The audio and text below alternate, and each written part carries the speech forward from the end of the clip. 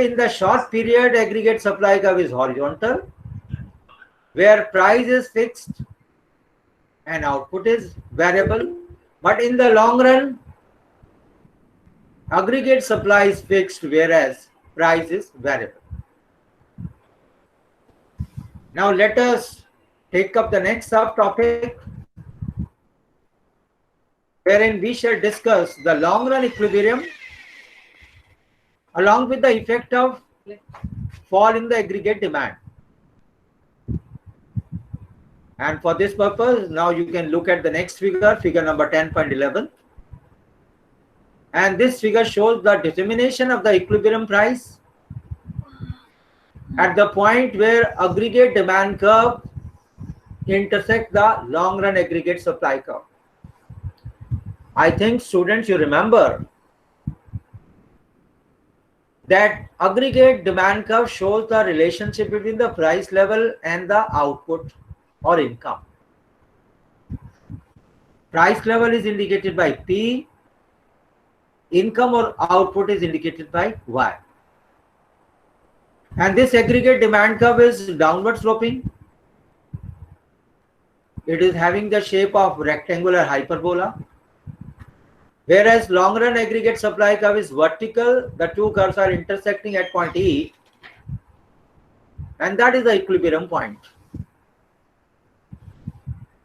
So output level in equilibrium is determined by long run aggregate supply curve. It is not dependent on the price level, because price may be less or more, aggregate supply remains the same. The second point of conclusion is that this long run aggregate supply curve satisfies the classical dichotomy. And classical dichotomy is a very important term in introductory macroeconomics paper. This implies that real variables and monetary variables are independent. Real variable is output, which is fixed here. Monetary variable is money supply.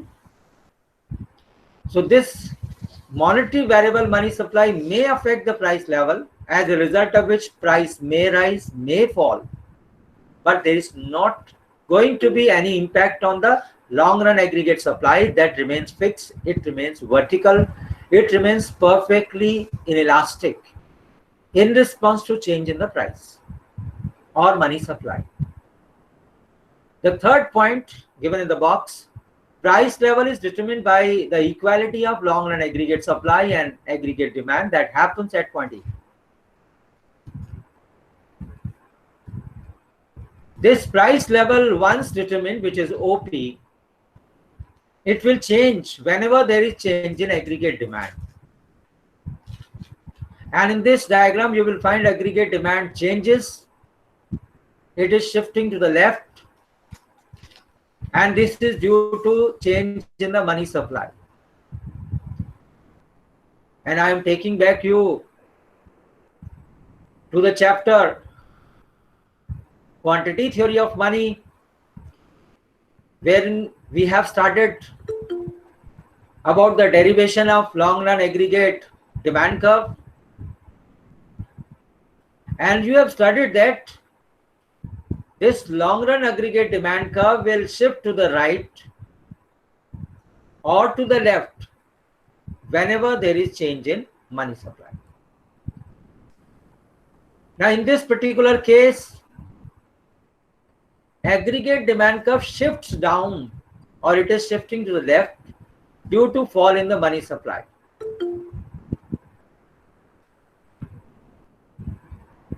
And the new equilibrium point occurs at point E1, where the new aggregate demand curve intersects the long run aggregate supply curve. Now I'm just reminding you why fall in money supply leads to leftward shift in the aggregate demand curve. For this purpose, I should tell you that aggregate demand curve is actually given by the product P and Y. P price level, Y is output. And it is equal to M into V according to Fisher theory. You can remember the Fisher theory of exchange says MV is equal to PY. And in case M rises, there will be increase in the value of MV, which is constant,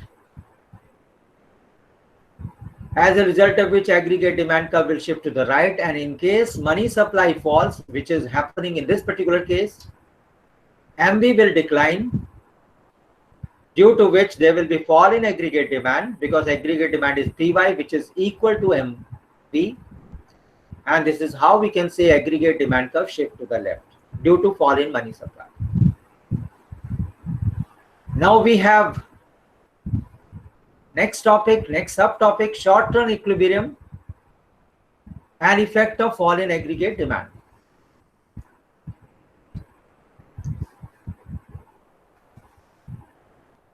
The way in which we have explained the long-run equilibrium, that is the point where long-run aggregate supply curve cuts aggregate demand. Similarly, you can understand the way you determine the short-run equilibrium. So short-run equilibrium is determined at the point where short-run aggregate supply curve is intersecting aggregate demand curve. So figure is before you, figure number 10.12, page number 186. Here original equilibrium point is at E, where aggregate demand and short-run aggregate supply curve are cutting each other. And here, as given in first point of the box, price level is determined by short-run aggregate supply curve. I think you remember that in the case of long-run aggregate supply curve, price is not determined by long-run aggregate supply curve, because whatsoever be the price, long-run aggregate supply remains the same. So long-run aggregate supply curve only determines the output rather than the price level. But as far as short-run aggregate supply curve is concerned, it is horizontal, unlike long-run aggregate supply curve. As you see in figure number 10.12, so short-run aggregate supply curve is determining the price, whereas long-run aggregate supply curve is determining the output level, which you see in diagram 10.11. And in short-run equilibrium, second point is output level is determined, and output level means equilibrium output level. It is determined at the point of intersection of short-run aggregate supply and aggregate demand. And this happens at point E, which you see in the diagram 10.12. The third point says that there will be change in the output level with change in aggregate demand.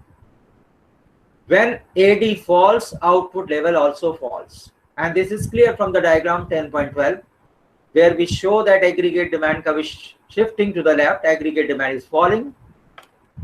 And so there is fall in the equilibrium output level. So the output level is coming down from OY to OY1. And here, when the output level is declining, this indicates there is recession in the economy. Recession means low level of economic activity. Recession means low level of output. Recession means pessimism. So at equilibrium point there is full employment, E, whereas at even point the output level has come down. So this is leading to recession that is mentioned in point number 4, when demand falls and output falls due to change in aggregate demand curve with no change in price, it results in recession in the economy. And similarly, if the aggregate demand curve shifts to the right, it is increasing, the output level will expand, and that will lead to boom or prosperity in the economy. Now we have slightly difficult subtopic that shows as to how the economy is moving from short run to the long run.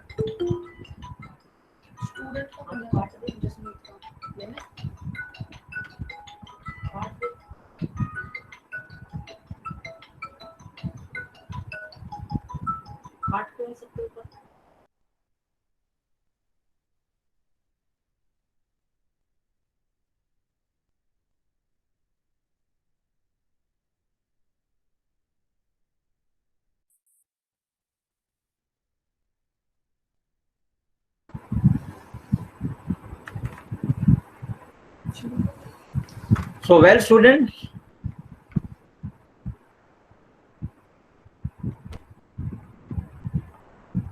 enter कर चुके हैं पहले message तुम्हारा.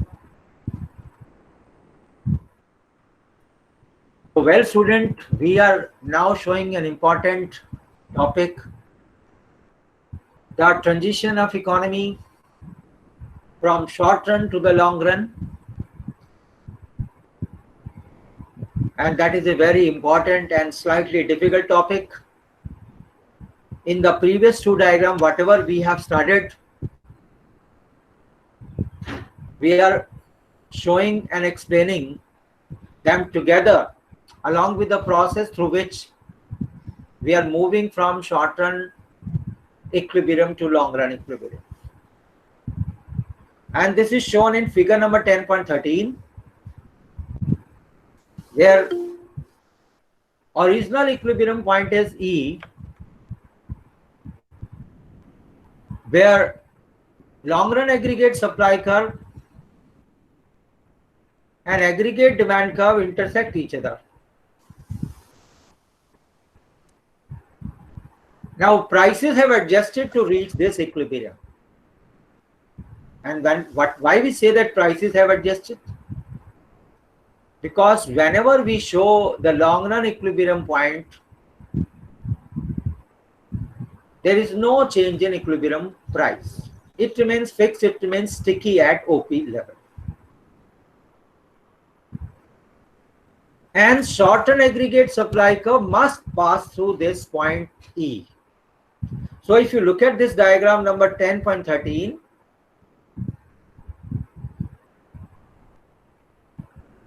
you will find that equilibrium point in the long run is consistent with the equilibrium point in the short period also. Students, you remember that when you were taught about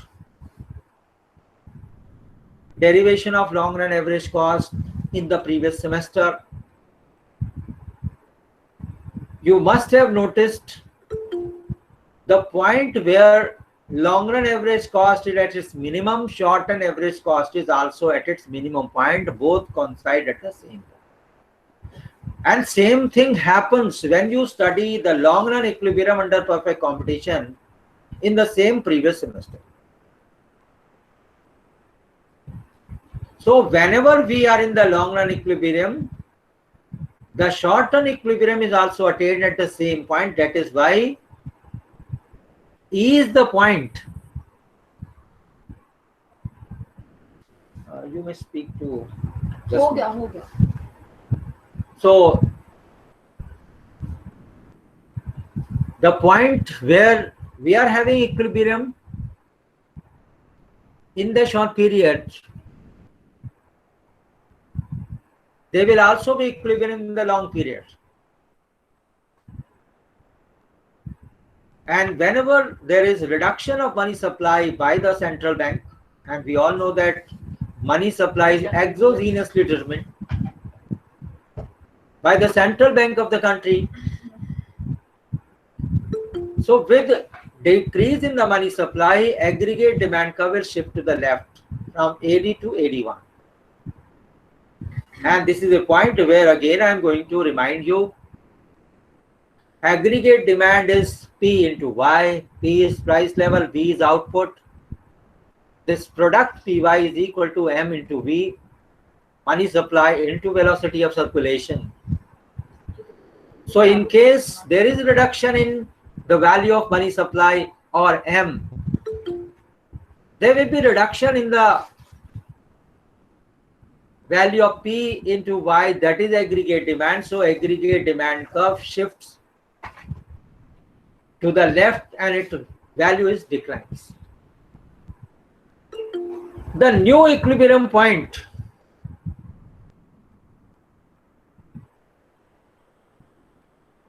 is A. That means the equilibrium point shifts from point E to A, and output falls from its natural level of OY to OY1. I think students, you remember that in the previous diagram 10.12 we have mentioned that when aggregate demand curve is shifting to the left, output falls from natural level OY to OY1. With decline in the output level, there will be recession in the economy. The same is explained through diagram number 10.13. That is, with the reduction in the output level from OY to OY1, there is recession in the economy. So when central bank reduces the money supply, AD curve shifts to the left, and with reduction in output level from natural level OY to OY1 leads to fall in the output level, hence unemployment arises. Because there is no unemployment when the output level is OY. This is full employment output level. And when the output level declines from OY to OY1, there is unemployment. This unemployment magnitude is equal to Y1. But still, price level remains at the same level, OP.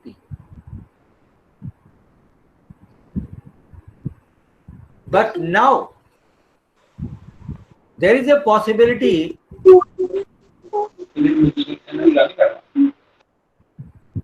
that we can show or we can study the movement from A to B. And why we will move from point A to B? The reason is at point A there is less demand because aggregate demand curve has shifted to the left. And because of less demand, the price will go down. And that means the economy will shift or move from point A to point B. This movement from point A to point B is shown along the new aggregate demand curve AD1 in the diagram again 10.13. And at this point B, output and employment level are back to their natural level or back to their full employment level. When we were at point A, there was recession. There was unemployment equal to YY1. But when we come to point B, this recession is over. But the prices are lesser at OP1. Now we discuss the next subtopic.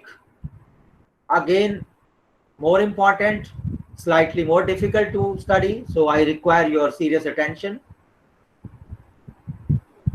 To the last subtopic of this chapter, economic fluctuations and stabilization policy. Now, economic fluctuations can be the impact of shift in aggregate demand or aggregate supply curves. Because whenever there is a change in aggregate demand or aggregate supply, the equilibrium is disturbed. And such disturbance in the equilibrium will lead to fluctuations in the output and employment level.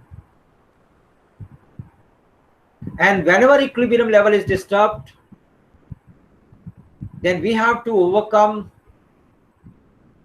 the disequilibrium forces through the monetary policy so that we can have stability in the economy and we are able to bring output as well as employment back to the original long level employment level.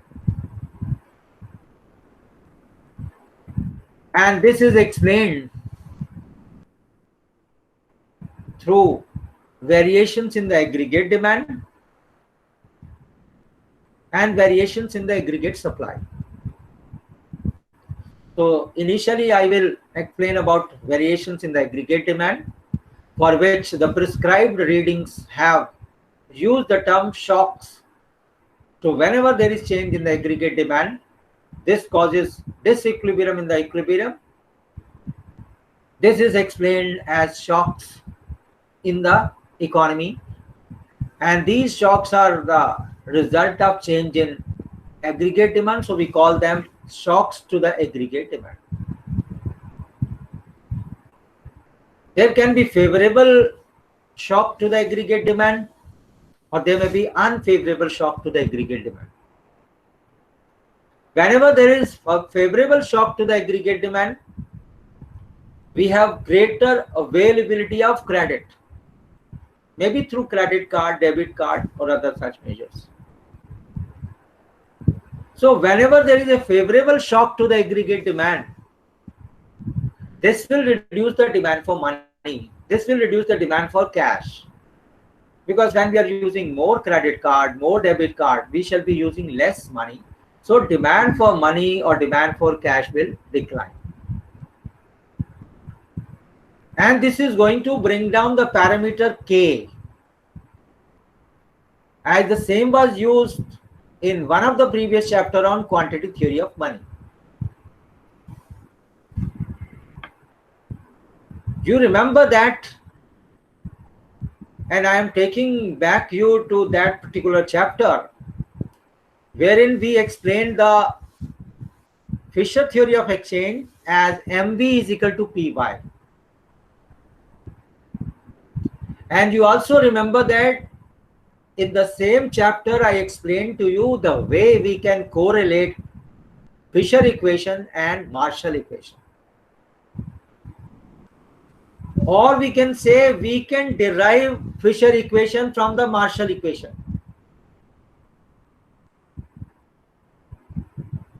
And in the Marshall equation, what we have studied that M upon P is equal to K into Y. M upon P is equal to K into Y, or in the original form it was. It is quite possible that you may not be able to recollect this thing because this was something that was discussed long before when I discussed the quantity theory of money. Still I am trying to correlate this topic with particular that topic so that you can easily understand this topic. So Marshall equation was M is equal to PKY. P is price level, K is the parameter, that is the proportion of money held for transaction purpose, Y means output. So according to Marshall equation, M is equal to PKY. And this equation can be rewritten as M upon P is equal to KY. Those of you who are having notebook, and you must have notebook when the topics are discussed through the Google Meet, you can note down in your notebook that M is equal to PKY is the Marshall equation. And so M upon P will be equal to KY.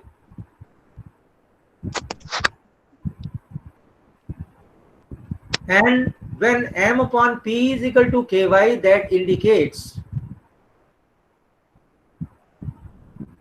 M upon K is equal to PY. Finally, I am saying M upon K is equal to Py. And what is Py? Py is nothing but whatever we have discussed so many times in this chapter. This is the right side or right hand side of the Fisher equation. And the left hand side of the Fisher equation is MV, which in the case of Marshall is M upon K. And M upon K is nothing but M multiplied by 1 upon K. So this indicates that V is nothing but 1 upon K. And this is what you see before screen. Bracket we have velocity V is equal to 1 upon K. So when parameter K falls, the velocity of circulation will rise. Because velocity of circulation means the number of time money changes hand, which is equal to 1 upon K. So K falls. So V, the velocity of circulation will rise. Or you can say each rupee of money will move now faster from one hand to another hand. And for this, again, you can look at this diagram. Initial equilibrium point is E, where aggregate demand curve and aggregate supply curves are intersecting each other at point E, which is the original equilibrium point. When the economy is in the long run equilibrium position, short-run aggregate supply curve will also pass through the same point E. And this is something that we discussed in the previous diagram also. And here you will see that E is the point where long-run aggregate supply curve and short-run aggregate supply curve have common equilibrium point. And this is something that we studied, and I'm just repeating that when you study long-run equilibrium of competitive firm in the previous semester, the point we are having long-run equilibrium point, the short-run equilibrium point will be arrived at the same point. That means minimum point of long-run average cost curve will coincide with the minimum point of short-run aggregate cost curve. So here we come back to this diagram, diagram number 10.14. He is the equilibrium point. The short-run aggregate supply curve will also pass through the same point. Now price is OP. Output is at its natural level, OY. This is also full employment level of output. This is the point where we do not have any unemployment. And if money supply is fixed, a rise in the velocity, and the velocity means velocity of circulation, it will raise the spending or aggregate demand curve will shift to the right.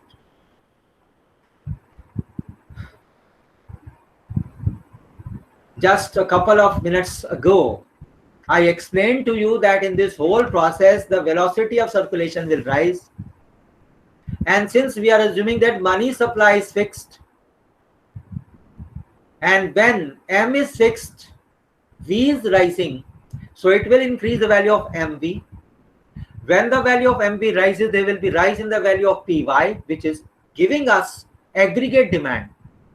And so this aggregate demand curve will shift to the right from AD to AD1. And this economy now moves from original equilibrium point E to new equilibrium point B. And this new equilibrium point is also situated on the original short-run aggregate supply curve. Now this situation shows economic boom. I think you remember when output falls below the natural level or below full employment level, this causes depression or recession. And when output rises beyond the natural output level or beyond full employment level, this will cause economic boom. By one output gap, the firm is now selling more output at the same initial price. So economic activity rises and employment level also rises. Now you remember in one of the previous figures, in figure number 10.13, I told you, if there is depression in the economy, then because of this depression, because of this low demand,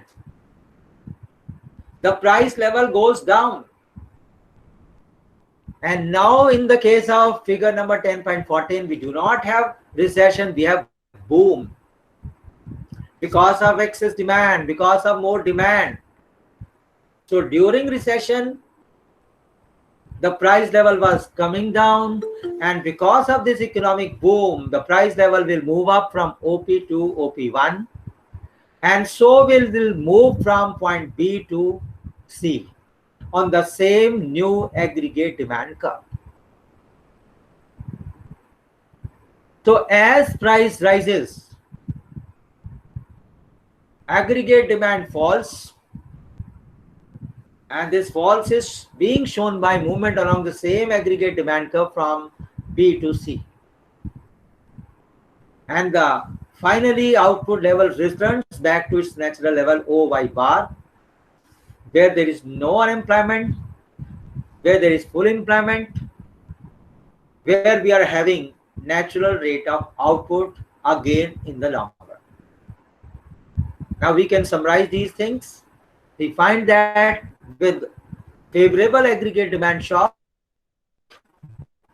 in the short run, output and employment rises, resulting in economic boom, which is clear from figure number 10.14.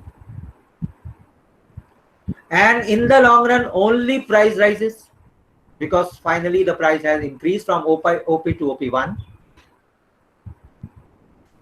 The central bank can stabilize the aggregate demand by reducing the money supply, so that the velocity doesn't rise. So that means in case any stabilization program is going to be used by central bank, so it can be done by reduction of money supply, because whenever we reduce the money supply, there will not be any change in the velocity of circulation, it will not rise. And similarly, in case there is adverse aggregate demand shock, the money supply is required to be increased. Now we come to the last part of this chapter, shocks to the aggregate supply, which is shown through movement in the aggregate supply curve. The aggregate supply shock may be positive or may be negative, means it may be favorable or unfavorable. We are here discussing unfavorable or adverse shock, which may be because of drought, flood, or such other unfavorable situation leading to fall in the aggregate supply, and this is shown in figure number 10.15. So you can see in 10.15, initially the long run equilibrium point is at E point, where long run aggregate supply curve and aggregate demand curves are meeting each other at point E. The price is OP and output is at its natural level, which is OY, and natural level is full employment level. There is no unemployment here. And when there is adverse supply shock, short-term aggregate supply curve will shift upward. Well, students, you all know that supply curve shifting to the left or upward has the same implication. So when short-term aggregate supply curve is horizontal, so adverse supply curve will indicate, adverse supply shock will indicate that this will shift upward. That means for the same output, there will be more cost for which more price is going to be charged. So generally when supply curve shift to the left, it is called as adverse supply shock. But when supply curve is horizontal, then instead of leftward shift, there is going to be upward shift. The implication is the same. That is, for the same output, more price will be charged. And so the economy moves from point A to point B. And when this happens, new short-term equilibrium will take place at higher price OP1.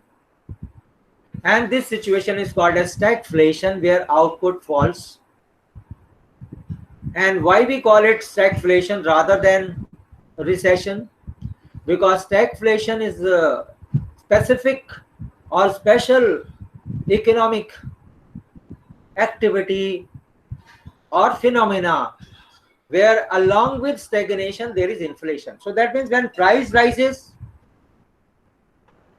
and along with price rise there is unemployment.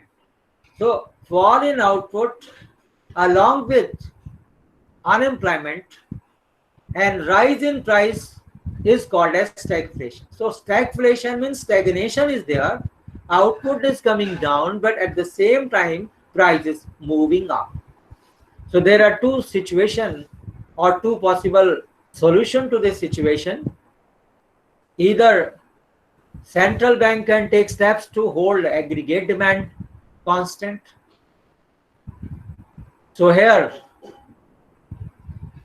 economy will move back from point B to E. And the cost of this process may be recession in the economy. Or the another solution can be central bank can increase the aggregate demand. And when this happens, the situation can better be understood through the next diagram, because if everything is depicted in the same diagram, the diagram will become more complicated.